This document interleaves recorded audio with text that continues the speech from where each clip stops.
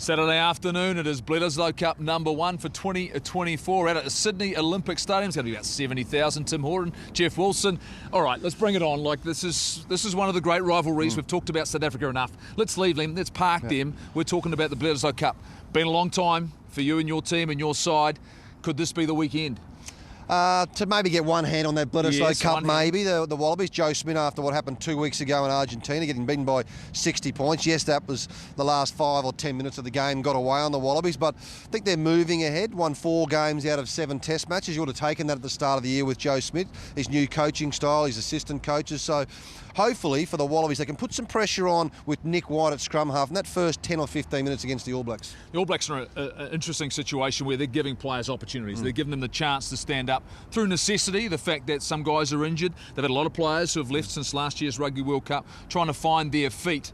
There's expectations on an All Black side, as always, but you also get the sense the coaching staff understand they need to go to that next level. When you look at the All Blacks, what is it they can do? Where could they go? And if you're a Wallaby team, what are you worried about? Oh, I'm worried about the back three of the All Blacks. When you look at Barrett, Caleb Clark, how well he's playing, and Will Jordan, the way he's just getting a bit of momentum now, moves to the wing. And I think for the Wallabies, they've got to look at those back three and say, how much ball do we kick back to them? What sort of threat they're going to bring back? If I'm the Wallabies, I'm going to try and get past 10, 15 phases and starve that back three of the ball. Well, that's what the All Blacks have been doing. They're playing a kicking game. They've been trying to play territory. They've certainly got a situation where they're starting to back their forward pack. They made a couple of interesting changes. Ethan de Groot comes back in, and Tamaiti Williams' impact will be off the bench, who's been playing really, really well. But as a context, in terms of the, I suppose, atmosphere between these two teams, you know, we've got great rivalries around the world, but this is one of the greatest, right? I mean, we played against each other.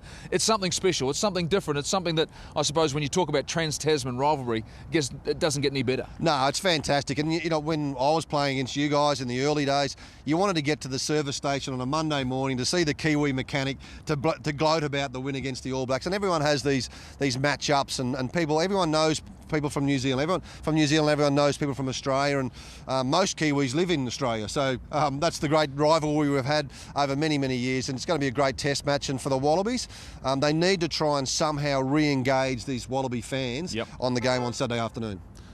If you're going to put a prediction in place, if you're going to put something on the line, what are you picking? How you could play out? Are you picking a possible win? It's a tough one for the Wallabies, but the Wallabies by 1. There you go. That's all we need. 1 point. Big upset. Big upset. I'm the other way. I'm looking forward to doing a show where the All Blacks win, and I think they will win. I think they know that this is important in terms of their confidence. Can't wait for Saturday afternoon here in Sydney.